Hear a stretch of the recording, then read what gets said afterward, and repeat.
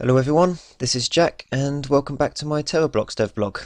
In this one I'm going to be showing you some of the things I've done this week with mostly graphic stuff, and I'm going to show you a bigger map and a new texture pack that was made by a member of the community, and I'm going to talk about some of the things that I've got to I'm going to show you what there's like issues, and I'm going to show you those issues and tell you how I'm going to fix them, and some of the back end. I'm going to explain some of the back end stuff that needs to be changed so that I can release a demo, a more reliable demo in the future.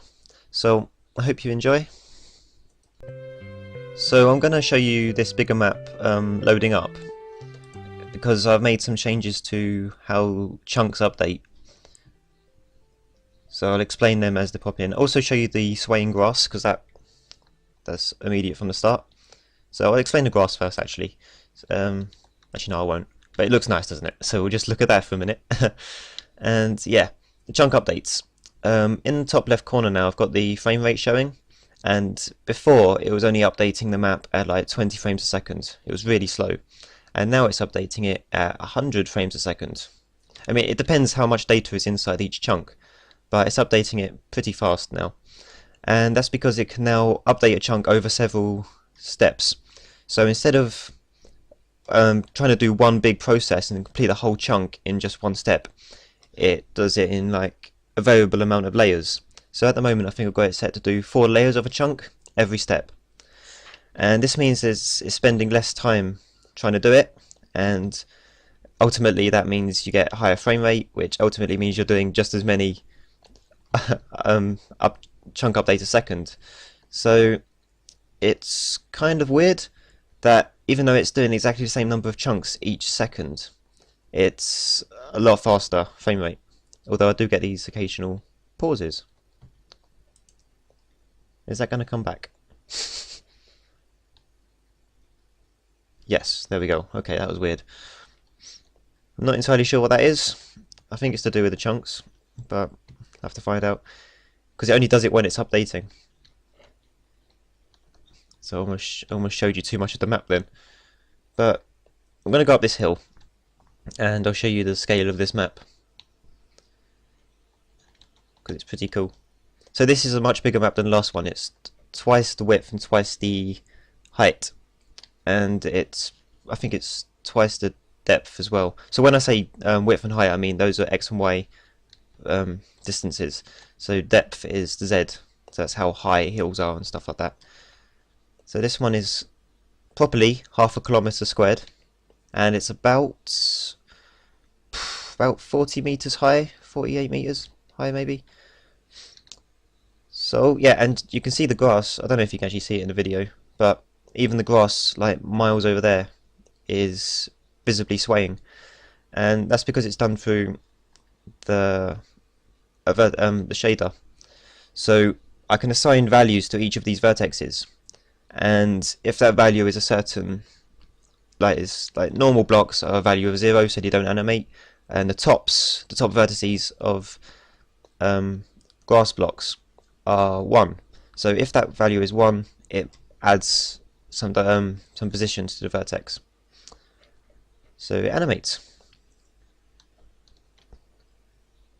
And I don't know what this map is. I just grabbed it and it sort of just fitted perfectly. Usually I have to put work into them, but this one was just threw it in and it was really nice. And it's pretty big. It takes a while to walk around it. I'm going to do it anyway. Actually no, I'll just get a view from up here and then leave it. So yeah, you don't see the whole map at any one time. Like even beyond that hill there's another whole area like this. So yeah, and I'll come back to the map in a second, but I want to explain something about lighting and shadows, which I can demonstrate on this mountain here, because it's an open cliff face. It's pretty easy. So at the moment you can also select the grass blocks, which is kind of weird because they sort of seem, you can walk through them so you don't collide with them. But so it's just weird that you can select them like this.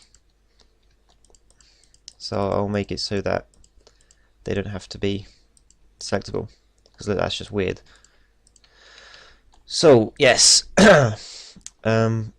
so you see this entire cliff face here is shadowed, and because it's all open world, it's like there's still the sky right above us. It doesn't look weird at all.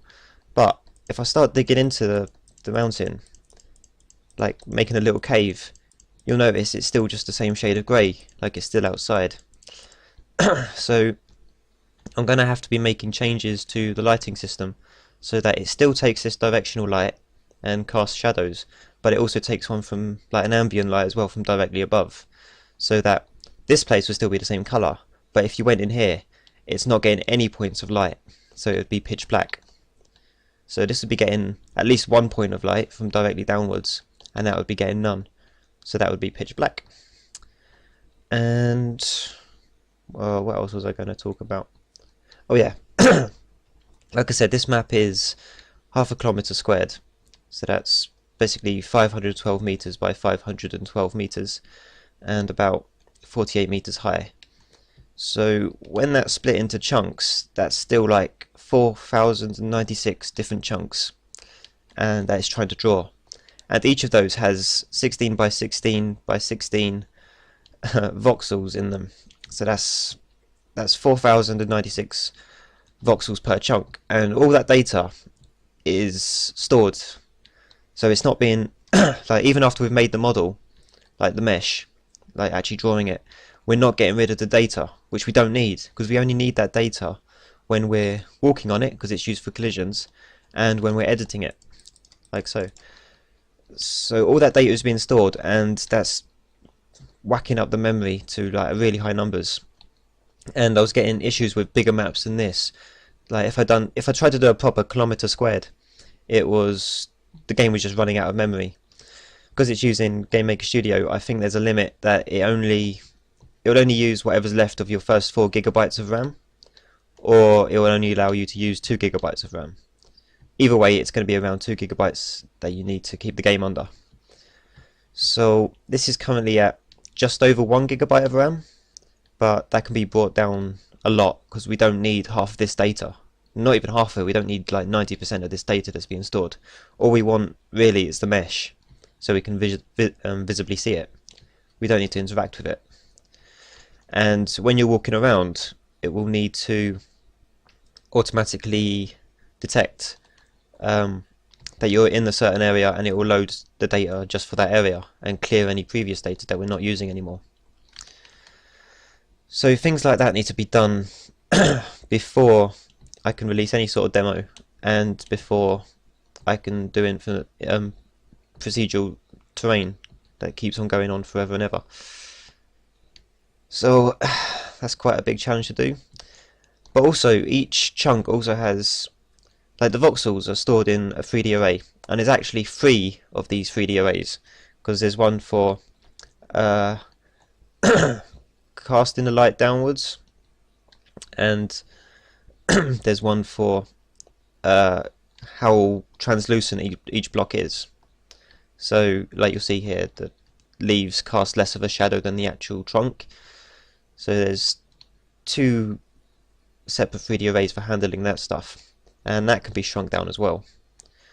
And also another thing that GameMaker does is it uses, because in the IDE you only really get 2 variable types. Those are real numbers and strings, and those real numbers are pretty much the highest memory values you can get. They're 64 bits, and really the data we need to store for the voxels can be reduced to just 8 bits. So there's a lot of memory to be saved there if I can move away from GameMaker's built-in grid system and use some sort of lower memory buffer or something. So there's so many little optimizations we can make, and yeah, gonna take a while, but I can use the current system now and just put in some memory management so it clears it, and that should be good enough for a demo. But in the future, when like we come to multiplayer and you have different people in completely different areas of the world, there will need to be lower memory for each chunk, because the server would have to handle a lot more. So that shader's working, and some information of things I've got to do. And next I'm going to show you some of the things that went wrong when I was trying to do these shaders for the grass. So that was this, and I'll just flick you into that one.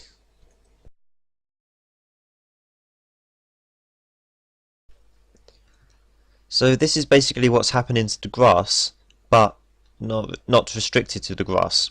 So this is the whole world waving. It's pretty cool. I mean, the character doesn't wave with it, but it's pretty funny. And I'll show you it from up here because it actually looks like a mirage effect from a distance. So I'll show you that. But up close it looks really weird. It's like really sort of sickening. But yeah, in the distance it looks like a sort of mirage effect, like on the sand down there. Looks like heat haze. Obviously it's a very bad way of doing heat haze, but looks cool. And this is one of the less freaky things that went wrong, because after this it was just a matter of just doing this, but just for the grass. So I'll show you one of the more freaky things.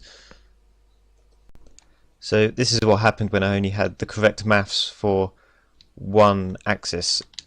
I just missed out a couple of parentheses and it all went wrong. And it was actually worse than this, so I just had to sort of mock this one up. But see, it's fine on that axis, but when you go around here it was like getting even more squished up than this. And that genuinely made me sick because it looked like ocean waves, but like the world doing it. Actually, speaking of ocean waves, I can show you that one as well. Okay, so this was the scary one, as you can imagine. This just went wrong. It was basically the same values as the grass, but applied to the Z, and yeah. I ended up with this because I was testing why I had a variable that I was putting into the shader and it just wasn't reading it properly, and turned it off, and then this happened. You can't really walk around it either because the character isn't taken into account. You just sort of get stuck in the underbelly of the world. But it's pretty cool.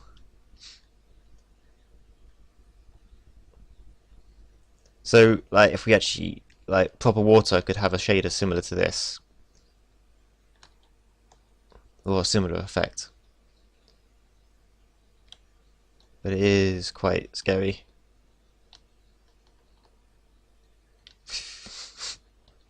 Oh god. It's like the perfect storm.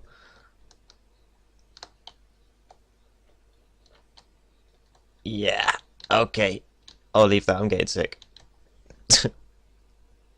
Oh my god, look at that one, it's crawling like a caterpillar. Oh my word. I'm leaving this. And now I want to show you another monster we added. So, the old three are here. And we added the old favourite, the Terrablox. So he's sort of the same as the last one, just in the new style. And as you can see from his stats, he's pretty much the ultimate. He's got attacks, bite, and scratch. And if you remember the original mock-up, it did quote Monty Python and the Holy Grail, and that was always the inspiration behind Terrablox, as the harmless wee bunny rabbit from the Holy Grail. And so that's what this is. This is the special is his Doom Leap attack. So basically he'll just, if you try sneaking up on him or something, he'll just go mental and jump onto your face and rip your head off or something. So that's basically what that is. He'll go mental on you. And so despite his cute demeanour, he's going to be one of the hardest monsters to fight. I don't know if we'll go the whole Monty Python and make it so that you can only kill him with a holy hand grenade, but yeah, he's going to be pretty tough. So that's the new Terrablox. So that was this week's Devblog. I hope you enjoyed it. Thanks for watching, and goodbye.